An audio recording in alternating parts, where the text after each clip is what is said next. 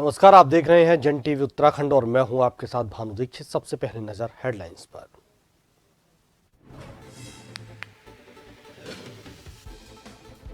उत्तराखंड में धामी कैबिनेट की हुई बैठक, 22 प्रस्तावों पर लगी मुहर। शहीदों को दी गई श्रद्धांजलि। 240 नर्सिंग की होगी भर्ती।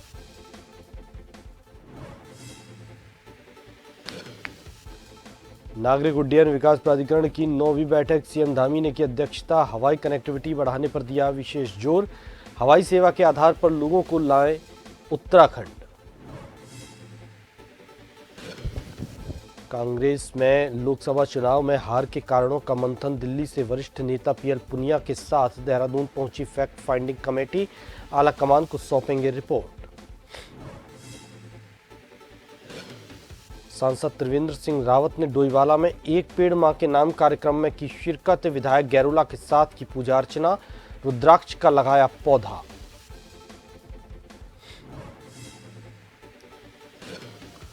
रुद्रप्रयाग में निर्माणाधीन पुल टूटा। ऋषिकेश बद्रीनाथ हाईवे पर नारकोटा में बन रहा था पुल। 2022 में इसी पुल के टूटने से 2 मजदूरों की हुई थी मौत।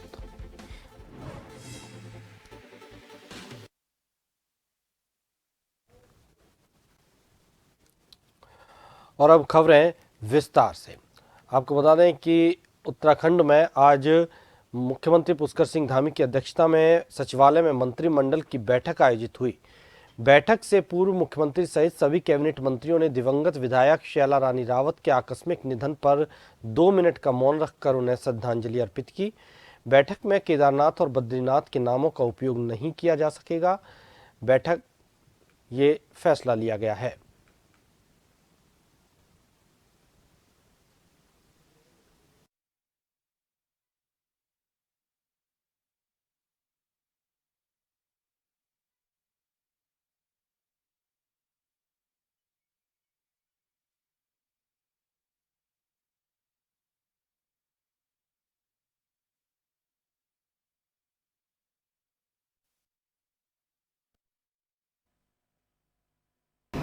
ये पहला मत हमारा औद्योगिक विकास विभाग का मत था, जिसमें सिडकुल में जो स्थायी कर्मचारी हैं वो राज्य सरकार के कार्मिकों के अनुरूप 7वें वेतनमान की संस्तुति के आधार पर उनको पुनरीक्षित मकान किराया भत्ता अनुमति करने पर माननीय मंत्रिमंडल द्वारा सहमति दी गई। इसके अलावा अगला मत हमारा ये कृषि विभाग का मत था। कृषि विभाग में जो कृषकों द्वारा 5 लाख तक के ऋण निष्पादित किए जाते हैं, उनके जो बंधक विलेख होते हैं उसमें स्टाम्प शुल्क न लिए जाने का भी आज माननीय मंत्रिमंडल द्वारा निर्णय लिया गया।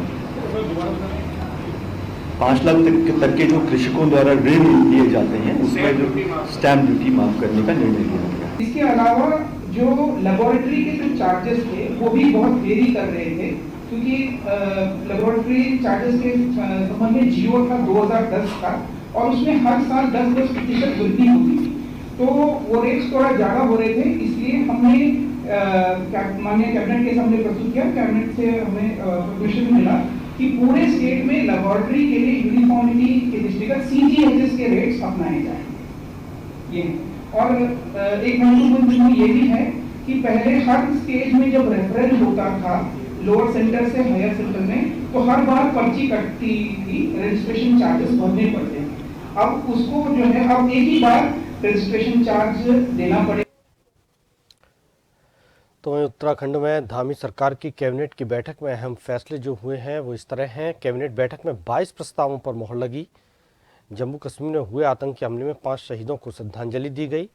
बैठक में कृषि विभाग द्वारा 5 लाख तक का लोन की स्टाम्प शुल्क माफी पर मुहर लगा दी गई। उत्तराखंड कास्ट आधारित उद्योग नियमावली हुई प्रस्तावित। 240 नर्सिंग की भर्ती अब डायरेक्ट होगी। लावारिस शव के लिए बनाई गई व्यवस्था, पहले DNA सैंपल लिया जाएगा। 15 दिन में कोई रिश्तेदार या परिजनों के न मिलने पर उस शव को मेडिकल कॉलेज को दे दिया जाएगा। हॉस्पिटल के यूजर चार्जेस में आया बदलाव। सरकारी हॉस्पिटल में बेड के रेट में गिरावट। रजिस्ट्रेशन चार्ज हुए कम। हॉस्पिटल के प्राइवेट वार्ड में भी शुल्क हुआ संशोधित। सरकारी अस्पताल में मौत होने पर निःशुल्क पहुंचाएगी एम्बुलेंस घर।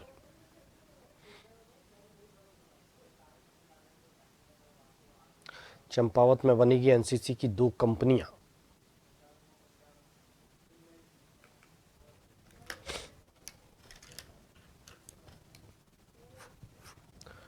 मुख्यमंत्री पुष्कर सिंह धामी ने प्रदेश में हेली सेवाओं के विस्तार के निर्देश दिए हैं। उन्होंने कहा कि राज्य के प्रत्येक जनपद और महत्वपूर्ण पर्यटक स्थल हवाई अड्डे से जुड़े, इस दिशा में तेजी से कार्य किए जाएं। जौलीग्रांट के साथ ही पंतनगर एयरपोर्ट पर नाइट लैंडिंग की व्यवस्था और इनके विस्तारीकरण एवं अवस्थापना सुविधाओं के विकास पर भी ध्यान देने को कहा है। मुख्यमंत्री ने चारधाम यात्रा के दौरान यात्रियों और पर्यटकों को बेहतर हवाई सुविधा उपलब्ध कराए जाने हेतु टिकट बुकिंग और टिकटों की ब्लैक मार्केटिंग रोकने के लिए भी कारगर व्यवस्था सुनिश्चित किए जाने पर ध्यान देने को कहा है। गुरुवार को सचिवालय में नागरिक उड्डयन विकास प्राधिकरण के निदेशक मंडल की नवी बैठक की अध्यक्षता करते हुए मुख्यमंत्री ने निर्देश दिए कि राज्य में हवाई कनेक्टिविटी बढ़ाने पर विशेष ध्यान दिया जाए।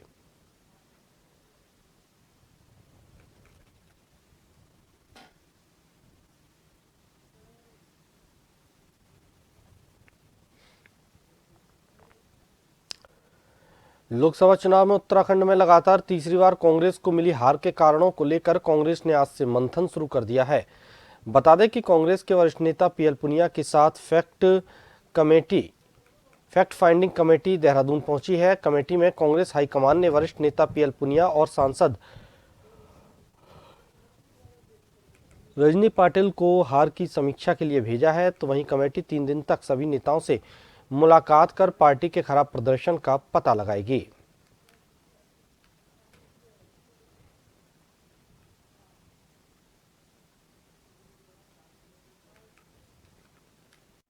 लोकसभा चुनाव में कांग्रेस पार्टी ने पूरे दमखम के साथ में चुनाव लड़ा था। मजबूत संगठन है, संगठन में काफी मजबूती से काम किया है। उसके बावजूद 5 के 5 सीटें, लोकसभा सीटें हम हार गए। तो इसी की समीक्षा करने के लिए, फैक्ट फाइंडिंग करने के लिए कि क्या कारण थे जिससे कि हम 5 के 5 सीटें हार गए, तो इसी के सिलसिले में तो कांग्रेस अध्यक्ष मल्लिकार्जुन खड़गे जी ने ये निर्णय लिया कि जहाँ जहाँ पर हमारा प्रदर्शन, पार्टी का प्रदर्शन ठीक नहीं रहा है, वहाँ पर जाके पता किया जाए क्या क्या कारण रहे हैं। राष्ट्रीय नेतृत्व ने और कांग्रेस अध्यक्ष आदरणीय मल्लिकार्जुन खड़गे जी ने लोकसभा चुनाव में जो पराजय मिली है उसको दृष्टिगत रखते हुए सभी हमारे जो वरिष्ठ नेतागण हैं, जो हमारे माननीय विधायक हैं, जो पूर्व विधायक हैं और जो हमारे संगठन के प्रमुख लोग हैं, कार्यकर्ता हैं, उनकी विचारों को जानने के लिए, फीडबैक लेने के लिए खड़गे जी ने पुनिया साहब को भेजा है। निश्चित रूप से खुले मन से बात होगी और सबके विचार लिए जाएंगे। प्रधानमंत्री नरेंद्र मोदी के आह्वान पर जहां पूरे देश भर में एक पेड़ मां के नाम कार्यक्रम जोरों शोरों से चल रहा है, तो वहीं डोईवाला थानो रेंज के इको पार्क में पूर्व मुख्यमंत्री हरिद्वार सांसद त्रिवेंद्र सिंह रावत ने डोईवाला विधायक ब्रजभूषण गैरोला के साथ पहुंचकर पूजा अर्चना के बाद रुद्राक्ष का पौधा लगाकर आमजन से अपील करते हुए कहा कि आज हमें अपने पर्यावरण के संरक्षण की अति आवश्यकता है, जिससे कि हम अपनी आने वाली भावी पीढ़ी को एक साफ स्वच्छ पर्यावरण समर्पित कर सकें। इसलिए आज हर व्यक्ति को एक पेड़ अवश्य लगाकर उसकी देखभाल करनी चाहिए।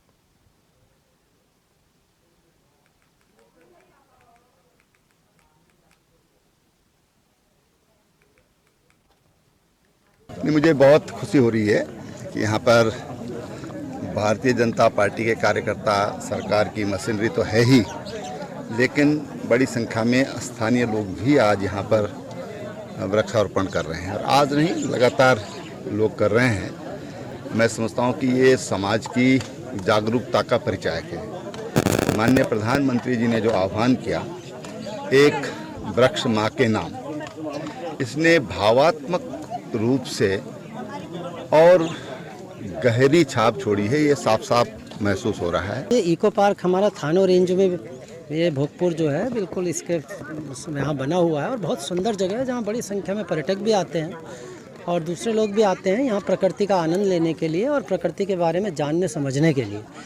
तो इसमें आज हमने लगभग 70 पौधे लगाए हैं, जिसमें कि रुद्राक्ष है, आंवला है, जामुन है, बेल है, अमलतास है, इस तरह के बहुत ही सुंदर शोभा फलदार और दूसरे छायादार पौधे लगाए हैं। तो ये इसी के क्रम में, चूँकि देहरादून जनपद में और पूरे हमारे प्रदेश में इस समय हरेला का एक बृहद व्यापक वृक्षारोपण अभियान चल रहा है, जिसमें देहरादून जनपद में ही 10 लाख से ज़्यादा पौधे हम लोग लगा रहे हैं। डोईवाला में परवादून कांग्रेस कार्यकर्ताओं ने सरकार का पुतला दहन कर दिल्ली में केदारनाथ धाम की स्थापना पर अपना विरोध दर्ज कराया। कांग्रेस ने विश्व सनातन धर्म की आस्था के केंद्र केदारनाथ ज्योतिर्लिंग के साथ छेड़छाड़ किए जाने के विरोध में जोरदार नारेबाजी करते हुए डोईवाला चौक पर प्रदेश सरकार का पुतला दहन करते हुए कहा कि प्रदेश सरकार ने समस्त हिंदुओं की भावनाओं के साथ खिलवाड़ किया है।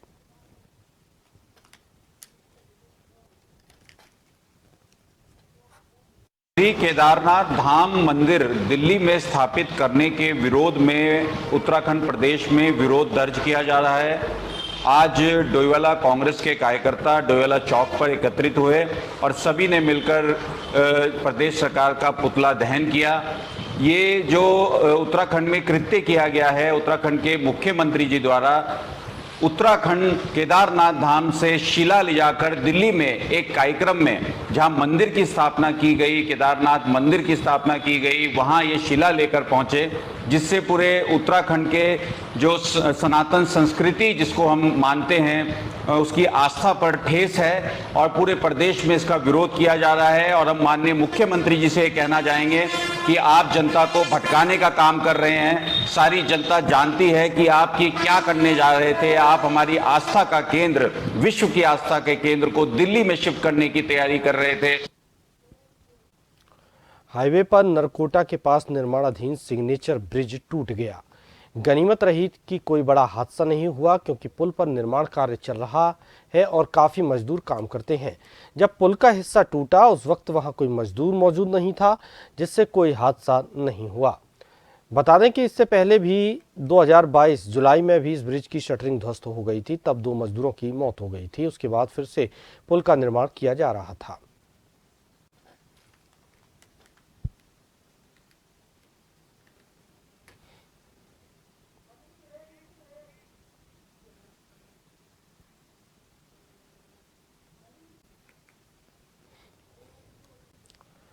फिलहाल रुकेंगे यहाँ एक छोटे से ब्रेक के लिए।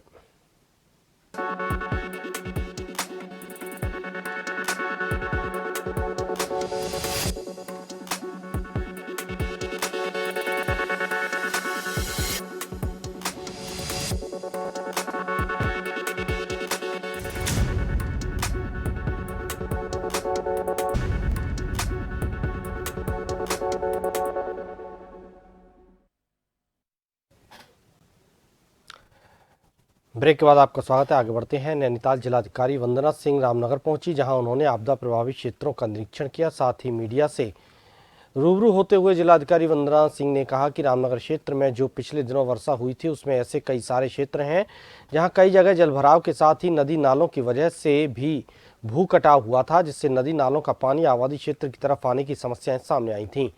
ऐसे क्षेत्रों में राजस्व की टीम ने सिंचाई विभाग के साथ ही इन क्षेत्रों का निरीक्षण किया, जहां जहां तात्कालिक राहत सहायता दी जानी चाहिए।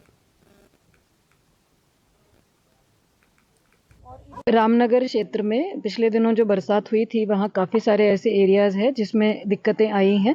कुछ जगह जलभराव की समस्या भी उत्पन्न हुई, कई नदियों के और नालों की वजह से कटाव आबादी क्षेत्र की ओर बढ़ रहा है, उसकी भी जो घटनाएं हैं वो सामने आई हैं। उसके बाद राजस्व की टीम ने सिंचाई के साथ वहाँ निरीक्षण भी किया है और जहाँ जहाँ तात्कालिक राहत सहायता दिलाई जानी है वो काम आरंभ किए गए हैं।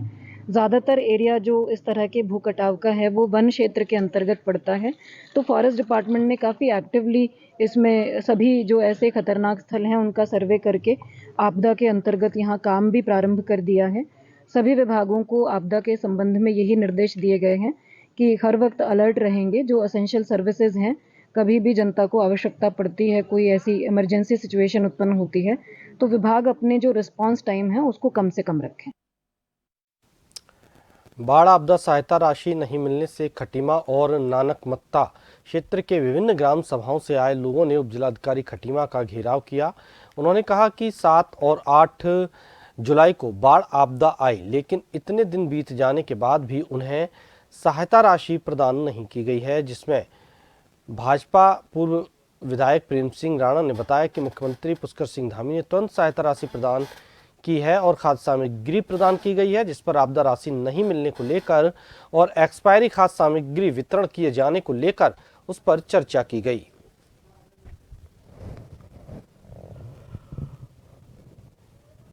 माननीय मुख्यमंत्री जी का आदेश है और जिलाधिकारी महोदय का निर्देश है कि जितने भी पात्र व्यक्ति को छोड़ गए उनका एक सर्वे करके उन पात्र व्यक्ति को हम सहायता राशि प्रदान करें। इसी सिलसिले हम 2-3 दिन से वेरिफिकेशन का काम कर रहे हैं। जो पात्र व्यक्ति छूट गए हैं उनके टीम बनाकर हमारे पारिवारिक टीम बनाकर उनका हम वेरिफिकेशन कर रहे हैं और उनको जल्दी 2 दिन के बाद उनको धनराशि उपलब्ध करा देंगे। देखिए, आपदा से संबंधित जो 7-8 जुलाई को जो आपदा आई थी, उस आपदा में जगह जगह मतलब कई स्थानों में पानी भी भरा था और गढ़ीमा पूरा जलमग्न रहा। गढ़ीमा से लेकर सितारे नानकमता ये सभी स्थान रुद्रपुर भी जलमग्न रहा। माननीय मुख्यमंत्री जी ने मतलब इनको तत्काल प्रभाव से किसी तरह का खाने पीने की दिक्कत ना हो, सामान खराब ना हो, उसके तहत माननीय मुख्यमंत्री जी ने तत्काल धनराशि मुक्त की और प्रशासन भी मतलब लगातार इस सहयोग कर रहा है। तो आज जो एसडीओ साहब से जो बात हुई थी, जो कि एक विषय पे मतलब जिसमें एक्सपायरी डेट में खाद्यान्न मिला था, उस पर भी चर्चा हुई थी, उस पर भी कार्रवाई करी है। लेकिन मेरा ये कहना है कि माननीय मुख्यमंत्री जी के द्वारा जो निर्देश दिए गए हैं और माननीय मुख्यमंत्री जी ने जो सहयोग राशि यहाँ के लिए किया है, तो पात्र व्यक्ति को मिल जाना चाहिए। रुड़की के सोलानी नदी पर बने पुल के क्षतिग्रस्त होने के बाद आदर्श नगर में रुड़की विधायक प्रदीप बत्रा के प्रयासों के बाद 93 लाख रुपए की लागत से अस्थायी तौर पर एक रपटे का निर्माण कराया गया था, जिसके बाद पहली बारिश में ही रपटा क्षतिग्रस्त हो गया, जिसके चलते वहां से गुजरने वाले वाहनों के साथ बड़ी दुर्घटना घट सकती है। इसको लेकर कांग्रेस के प्रदेश महामंत्री सचिन गुप्ता ने भाजपा के वर्तमान विधायक प्रदीप बत्रा पर सवाल खड़े करते हुए कहा कि जब पहले से ही सोलोनी नदी का पुल क्षतिग्रस्त था, उसके बाद ऐसा रपटा बनाया गया जो पहली बरसात में जवाब दे गया, जो साफ दर्शाता है कि जनता के 93 लाख रुपए कैसे पानी में बहा दिए गए।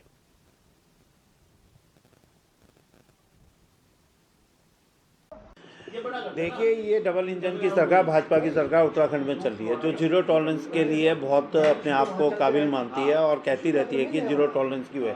जीरो टॉलरेंस की पोल कई बार खुली है, कई जगह खुली है। अभी जो है आप देख सकते हैं, जो आदर्श नगर में रपटा बनाया गया था, जिस पे आवागमन जो है गाड़ियों का किया गया था और ख़ासतौर से बच्चों के स्कूल की जो बसें हैं उनके लिए बनाया गया था, उस रपटे पे आज पानी का स्तर कितना बढ़ चुका है, रपटा बह चुका है। अभी मैंने आपके विधायक प्रदीप बत्रा जी के अभी सुना था, उन्होंने भी कहा आप लोगों के माध्यम से कि 93 लाख रुपए का जो बना है रपटा, वो रपटा जो है उस पर नदी का पानी ऊपर से चढ़ के उतरता ही है, लेकिन रपटा वहीं रहता है। आप अभी देख सकते हैं वहाँ पर रपटा बीच बीच में से गायब भी हो गया है। अगर 93 लाख रुपए आपने लगाने थे और 93 लाख रुपए का रपटा आपने तैयार करना था, कम से कम उसकी सामग्री, उसका जो है निरीक्षण पूरा करना चाहिए था। गुम हुए आमजन के मोबाइल फोन को ढूंढने में हरिद्वार पुलिस ने बड़ी सफलता हासिल की है। साइबर क्राइम सेल की टीम ने 415 मोबाइल ढूंढ निकाले हैं। इनमें कई मोबाइलों को अन्य राज्यों से भी मंगवाया गया है। फोन न मिलने की उम्मीद छोड़ चुके लोग मोबाइल वापस मिलने से खुशी से झूम उठे और पुलिस का आभार जताया। एसएसपी प्रमेंद्र सिंह डोभाल ने कहा कि कई बार हमारी पुलिस टीम खोए हुए मोबाइल मध्य प्रदेश या महाराष्ट्र से भी रिकवर करके लाती है।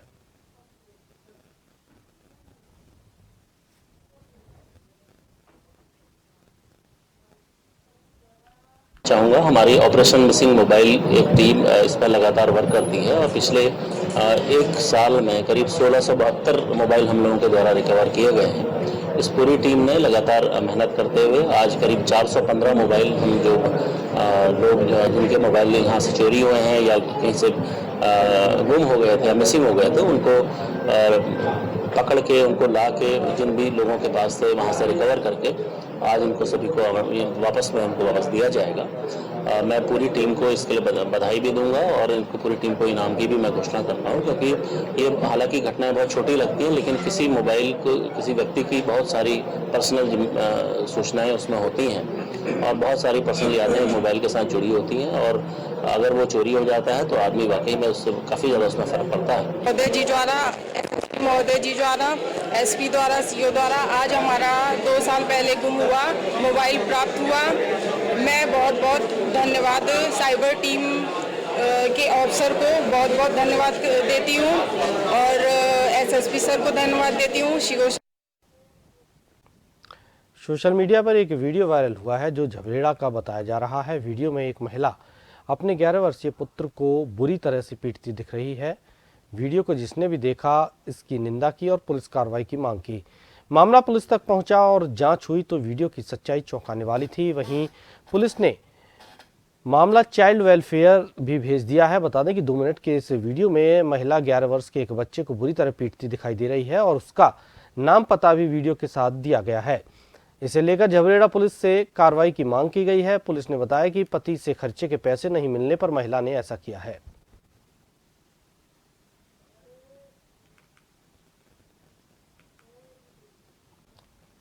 जनपद ऊधम सिंह नगर के रुद्रपुर शहर में सोशल मीडिया पर एक सीसीटीवी वीडियो वायरल हो रहा है जिसमें 2 पक्षों में मारपीट के बाद एक व्यक्ति खुलेआम तलवार और डंडे लेकर घूमते हुए नजर आ रहा है। ये वीडियो रामपुरा क्षेत्र का बताया जा रहा है। वीडियो सोशल मीडिया पर वायरल हुआ है जिसमें बताया जा रहा है कि एक पक्ष ने ये वीडियो पुलिस को भी सौंप रखा है, लेकिन घटना को 4 दिन बीत चुके हैं। एसपी सिटी मनोज कत्याल ने बताया कि घटना रविवार की और सोशल मीडिया के माध्यम से सीसीटीवी फुटेज सामने आई है।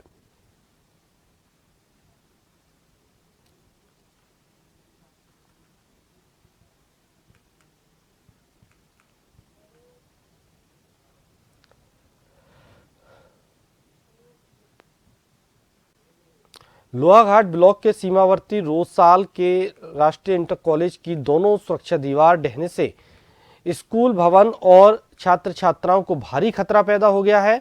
गुरुवार को विद्यालय की पीटीए अध्यक्ष मोहन चंद्र पांडे ने जानकारी देते हुए बताया कि बीते दिनों हुई बारिश से विद्यालय भवन के पीछे लोक निर्माण विभाग द्वारा बनाई गई सुरक्षा दीवार और विद्यालय भवन के आगे बनी सुरक्षा दीवार ढह गई। पांडे ने कहा, दोनों सुरक्षा दीवार ढहने से स्कूल भवन और बच्चों के लिए भारी खतरा पैदा हो चुका है। उन्होंने लोक निर्माण विभाग और शिक्षा विभाग से जल्द सुरक्षा दीवार निर्माण की मांग की है। वहीं पांडे ने दीवारों की गुणवत्ता पर भी सवाल उठाते हुए कहा कि दोनों दीवारें पहले भी गिर चुकी हैं, अब ये दोबारा से गिर गई हैं। उन्होंने प्रशासन से सुरक्षा दीवारों के निर्माण कार्य में निगरानी करने की मांग की है।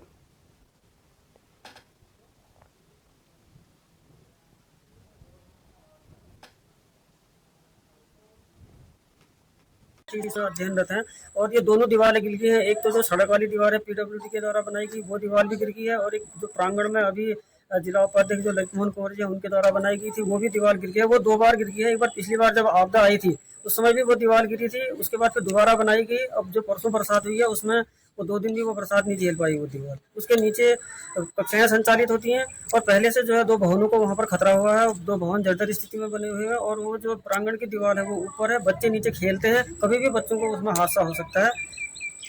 हम प्रशासन और शिक्षा विभाग से यही करेंगे कि जो ऐसी संवेदनशील जगह हैं यहाँ पर एक तो काम गुणवत्तापूर्ण होना चाहिए और जो विभाग काम कराता है उसके द्वारा उसकी मॉनिटरिंग भी करी जानी चाहिए बार-बार, क्योंकि ताकि इस तरह की जो घटनाएं हैं वो न हो। ये दीवारें 2 बार गिरी, दीवार जो है 2 बार गिर चुकी है। एक बार जब पिछली बार आपदा आई थी उसमें भी गिरी हुई थी, फिर उसके बाद दोबारा बनाई गई, परसों फिर गिरी। इसी के साथ इस बुलेटिन में फिलहाल इतना ही। नमस्कार।